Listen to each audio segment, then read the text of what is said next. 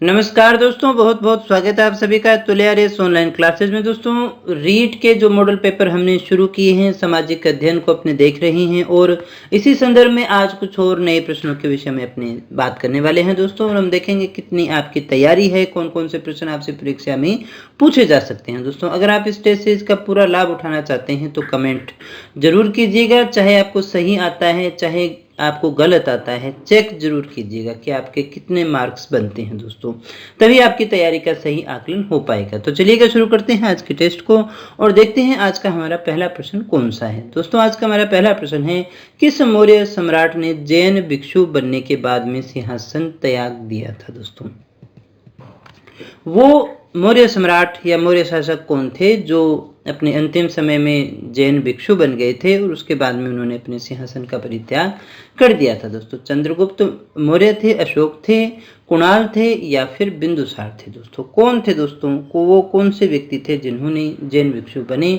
और सिंहासन का त्याग कर दिया था। दोस्तों, तो चलिएगा चेक करते हैं। सही आंसर हमारा वो है नंबर 1, चंद्रगुप्त मौर्य। भद्रबाहु से ये देखिएगा दीक्षा ग्रहण करते हैं अंतिम समय में और सालेखना के द्वारा अपने जीवन का त्याग करते हैं। दोस्तों, तो चंद्रगुप्त वो सम्राट थे जिन्होंने अंतिम समय में जैन भिक्षु के रूप में अपना जीवन व्यतीत किया था। दोस्तों, अगले प्रश्न को देखते हैं। दूसरा हमारा प्रश्न है, निम्न में से भारत का नेपोलियन किसे कहा जाता है। इनमें से भारतीय नेपोलियन किसे कहा जाता है। दोस्तों, आपको बताना है। चंद्रगुप्त मौर्य को कहा जाता है, हर्षवर्धन को कहा जाता है, चंद्रगुप्त विक्रमादित्य को कहा जाता है या फिर समुद्रगुप्त को कहा जाता है।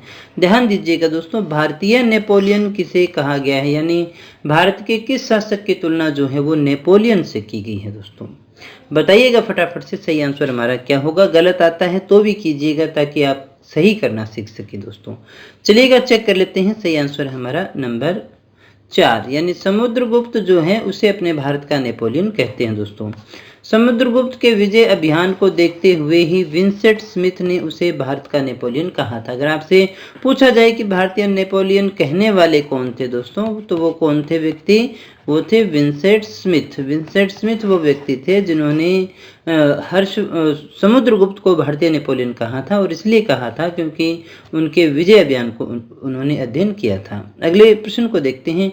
उत्तरी भारत में गुप्तोत्तर कालीन सामाजिक संरचना से विशिष्ट है। स्त्रियों का बढ़ता हुआ महत्व, अस्पृश्यता का कम होना, जातियों में वृद्धि या दास प्रथा का पुनर्जीवन। उत्तरी भारत में गुप्तोत्तर कालीन सामाजिक संरचना से विशिष्ट है।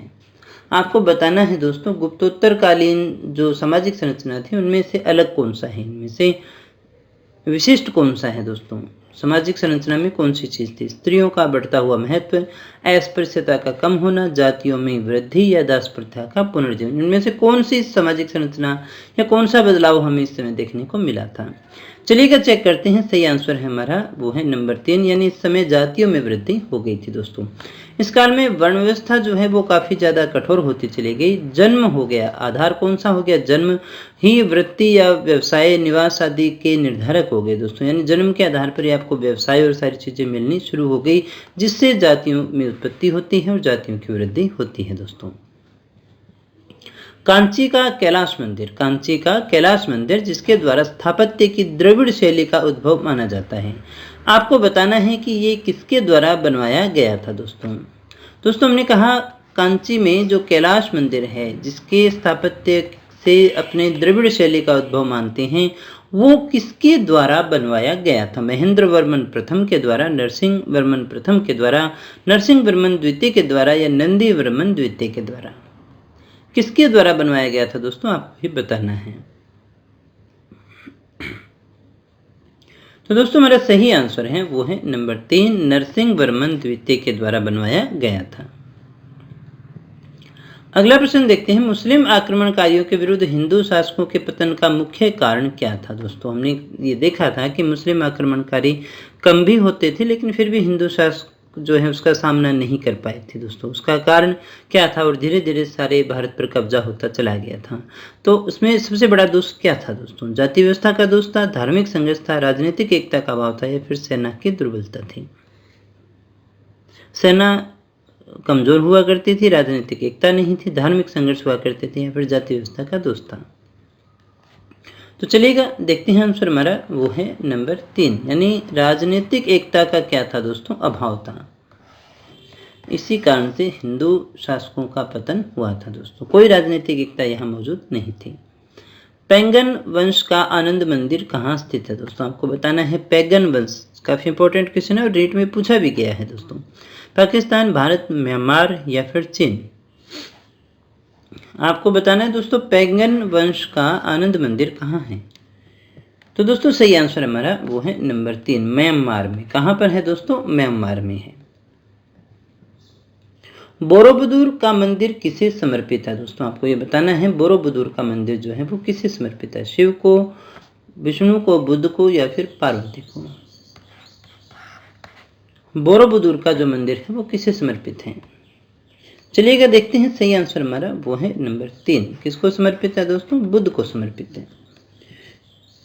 शैलेंद्र जो शासक थे उन्होंने अपनी राजधानी सुमात्रा के निकट पालेमबाग में स्थापित की थी दोस्तों, और ये पहले से ही संस्कृत और बौद्ध अध्ययन का केंद्र था। और इन्होंने ही क्या किया था, बोरोबुदुर में बुद्ध का मंदिर बनवाया था, जिसे 1974 में विश्व धरोहर सूची में शामिल किया गया था। किसकी, यूनेस्को की विश्व धरोहर सूची में शामिल किया गया था। ह्वेनसांग किसके समकालीन था, यानी किसके समय में भारत में था या किसके समकालीन था, ये आपको बताना है। चंद्रगुप्त द्वितीय के, रुक्मा देवी के, हर्षवर्धन के या फिर बिंदुसार के दोस्तों। आसान सा प्रश्न है, उम्मीद है सभी का सही होगा। तो दोस्तों सही आंसर हमारा वो है नंबर 3, हर्षवर्धन के समय, यानी वो किसके समकालीन था, ह्वेनसांग है से हर्षवर्धन। विष्णु के भक्त क्या कहलाते थे दोस्तों, नयनार, पाशुपत, आलवार या फिर लिंगायत। विष्णु के जो भक्त हुआ करते थे वो क्या कहलाते थे दोस्तों। तो दोस्तों सही आंसर हमारा वो है नंबर 3, आलवार कहलाते थे। विष्णु भक्त क्या कहलाते थे, अलवार कहलाते थे। दक्षिण भारत में हुआ करते थे और दक्षिण भारत से ही भक्ति आंदोलन का जन्म होता है दोस्तों, जिसमें अलवार संतों का, नैनार संतों का बहुत ही महत्वपूर्ण योगदान माना जाता है। पुष्टि मार्ग के दर्शन का प्रारंभ किसके द्वारा किया गया था दोस्तों, आपको बताना है। पुष्टि मार्ग का जो दर्शन है वो किसके द्वारा प्रारंभ किया गया था, वल्लभाचार्य, कबीर, आनंददास, चंदनदास। पुष्टि मार्ग के दर्शन का प्रारंभ किसके द्वारा किया गया था दोस्तों, आपको बताना है। वल्लभाचार्य, कबीर, आनंददास, चंदनदास, किसके द्वारा किया गया था दोस्तों। चलिएगा दोस्तों चेक कर लीजिएगा, सही आंसर है हमारा वो है नंबर 1, पुष्टि मार्ग के दर्शन का प्रारंभ वल्लभाचार्य के द्वारा हुआ था। महाराणा प्रताप का जन्म कब हुआ था दोस्तों, बड़ा ही अच्छा प्रश्न है, डाटा है, फैक्ट है, याद होना चाहिए। 9 मई 1542, 9 मई 1540, 8 मई 1541 और 1 मई 1540। क्या होगा दोस्तों हमारा सही आंसर, फटाफट से बता दीजिएगा सही आंसर हमारा क्या होगा। महाराणा प्रताप का जन्म हुआ था, कब हुआ था दोस्तों। तो दोस्तों हमारा जो सही आंसर है वो है नंबर 2, 9 मई 1540 को हुआ था। कब हुआ था, 9 मई 1540 को जन्म हुआ था दोस्तों। मुगलों से सर्वप्रथम वैवाहिक संबंध किस वंश ने स्थापित किए थे दोस्तों, बड़ा आसान सा प्रश्न है। कछवाहा, हाड़ा, राठौड़ या फिर गहलोत वंश ने। मुगलों से सर्वप्रथम वैवाहिक संबंध किसके द्वारा स्थापित किए गए थे दोस्तों, कछवाहा वंश, हाड़ा वंश, राठौड़ वंश, गहलोत वंश।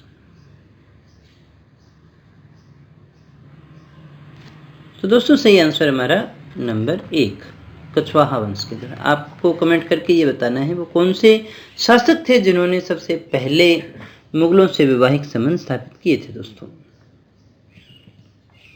हार्ट मैकेंजी के द्वारा तैयार की गई राजस्व व्यवस्था इनमें से कौन सी थी दोस्तों, स्थायी बंदोबस्त थी, महलवाड़ी थी, रैयतवाड़ी थी दोस्तों। हार्ट मैकेंजी जो थे उन्होंने कौन सी राजस्व व्यवस्था को तैयार किया था, स्थायी, महलवाड़ी या फिर रैयतवाड़ी। तो दोस्तों सही आंसर हमारा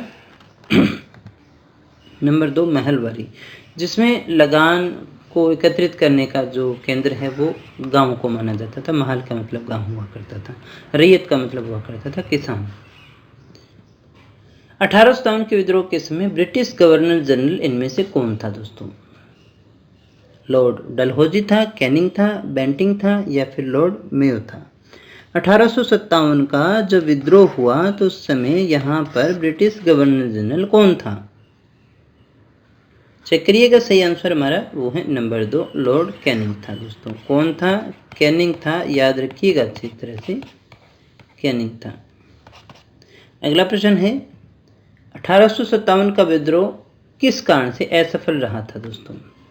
हिंदू मुस्लिम एकता की कमी थी, किसी सामान्य योजना और केंद्रीय संगठन की कमी थी, इसके प्रभाव का सीमित क्षेत्र और जमींदारों की असहभागिता। देखो कारण तो सारे ही हैं, लेकिन इनमें से अगर हमें एक छांटना हो, मुख्यतः का मतलब होता है एक छांटना है जो क्या हो, सबसे ज्यादा बेस्ट ऑप्शन हो। तो दोस्तों सही आंसर हमारा वो है नंबर 2, न तो इनके पास में कोई सामान्य योजना थी और न ही कोई केंद्रीय संगठन था, जिसके कारण ये फेल कर गया था दोस्तों। शिकागो में आयोजित अंतर्राष्ट्रीय धर्मों की संसद से किसका नाम जुड़ा हुआ है दोस्तों? यानी 1893 के अंदर शिकागो में विभिन्न धर्मों की यानी अंतर्राष्ट्रीय धर्मों की एक संसद हुई, उसमें भाग लेने वाले कौन थे या उससे किस विद्वान का नाम जुड़ा हुआ है? स्वामी विवेकानंद, रामकृष्ण परमहंस, स्वामी विवेकानंद, इसको पढ़े ही रहने देना है ना, अन्यथा एक जैसे दो ऑप्शन हो जाएंगे। रामकृष्ण परमहंस, स्वामी विवेकानंद या फिर राम मोहन राय। तो दोस्तों हमारा सही आंसर है वो है नंबर 3 यानी स्वामी विवेकानंद। ये जो थे वो भाग लेते हैं 1893 के अंदर। किसी भी प्रकार से पूछा जाए कि कब भाग लिया था तो 1893, कहाँ, शिकागो, किसने, स्वामी विवेकानंद ने, किसी भी प्रकार से पूछा जा सकता है। 20 सितंबर 1932 में यरवदा जेल में थे महात्मा गांधी और वहां उन्होंने आमरण अनशन शुरू किया। वो किसके विरोध में किया था दोस्तों? सत्याग्रहियों पर ब्रिटिश दमन के विरुद्ध किया था, गांधी इरविन पैक्ट के उल्लंघन के विरुद्ध किया था, रेमजे मैकडोनाल्ड के सांप्रदायिक पंचाट के विरुद्ध किया था, कलकत्ता में सांप्रदायिक दंगे के विरुद्ध किया था। दोस्तों क्या है हमारा सही आंसर? बताइएगा दोस्तों फटाफट से क्या होगा सही आंसर। चलिएगा देख लेते हैं, सही आंसर हमारा वो है नंबर 3, रेमजे मैकडोनाल्ड के सांप्रदायिक पंचायत के विरुद्ध किया था दोस्तों। इनमें से कौन से पदाधिकारी को संसद महाभियोग द्वारा पद से हटा सकती है दोस्तों?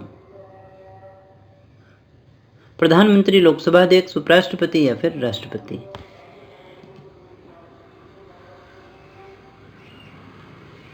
तो दोस्तों सही आंसर हमारा वो है नंबर 4, राष्ट्रपति। तो राष्ट्रपति जो है उसे संसद महाभियोग के द्वारा अपने पद से हटा सकती हैं। और महाभियोग शब्द का जो प्रयोग है वो केवल राष्ट्रपति के लिए ही होता है, बाकियों के लिए महाभियोग जैसी पद्धति की है ना, ये शब्द लिखा हुआ आता है, महाभियोग राष्ट्रपति के लिए ही होता है। आपके लिए प्रश्न है कि कौन से अनुच्छेद में महाभियोग का जिक्र है, कमेंट करके बताना होगा। न्यायपालिका का कार्य नहीं है, इनमें से न्यायपालिका कौन सा कार्य नहीं करती है आपको बताना है। कानूनों का क्रियान्वयन, संविधान की रक्षा, मौलिक अधिकारों की रक्षा या न्यायिक पुनर्विलोकन? क्या होगा दोस्तों हमारा सही आंसर? तो दोस्तों सही आंसर हमारा वो है नंबर 1, वो कानूनों का क्रियान्वयन नहीं करती, कानून बनाती जरूर है, क्रियान्वयन करना तो सरकार का काम है दोस्तों। संविधान की रक्षा, मौलिक अधिकारों की रक्षा, न्यायिक पुनर्विलोकन, ये सारे काम करती है लेकिन कानूनों का क्रियान्वयन नहीं करती है। अगला प्रश्न है हमारा, निम्न में से कौन सी एक पवन मौसम के अनुसार दिशा बदलती है? चिनूक, लू, मानसून या फिर मिस्टल? यानी मौसम के अनुसार दिशा बदलने वाली कौन सी है दोस्तों? तो दोस्तों सही आंसर हमारा वो है नंबर 3, ये 3 होगा दोस्तों, मानसून होती है। जैसे हमारा जो भारत रह गया दोस्तों, अरब सागर रह गया, गर्मियों में तो ये इधर चलती है और सर्दियों में ये उल्टी चलती है, यानी गर्मी और सर्दी के अनुसार ये दिशा बदलती रहती है, क्योंकि वायुदाब कम या ज़्यादा होता रहता है, उसी कारण वायुदाब की स्थिति बदलती है, उसी हिसाब से ये बदलती भी रहती है। तो ये मौसम गर्मी और सर्दी के अनुसार बदल जाती है। तो मानसून का मतलब ही मौसम शब्द से होता है दोस्तों। तो दोस्तों ये थे आज के हमारे प्रश्न। उम्मीद करता हूँ आपने काफ़ी कुछ सीखा होगा। अगर सच में सीखा है तो हमारी वीडियो को लाइक कर देना और दोस्तों के साथ में शेयर ज़रूर करना। और अगर हाँ फ्री टेस्ट सीरीज़ को डाउनलोड करना चाहते हो, फर्स्ट फ्री टेस्ट सीरीज़ को पढ़ना चाहते हो तो आप हमारे एंड्रॉयड एप्लीकेशन को डाउनलोड कर सकते हैं, जहाँ पर रीड के लिए डेली आपके लिए बहुत सारी टेस्ट सीरीज़ डाली जा रही है। तो कल फिर मिलते हैं एक नेक्स्ट वीडियो में कुछ और नए प्रश्नों के साथ, कुछ और जानकारी के साथ। तब तक बने रहिए मेरे साथ। Thank you very much.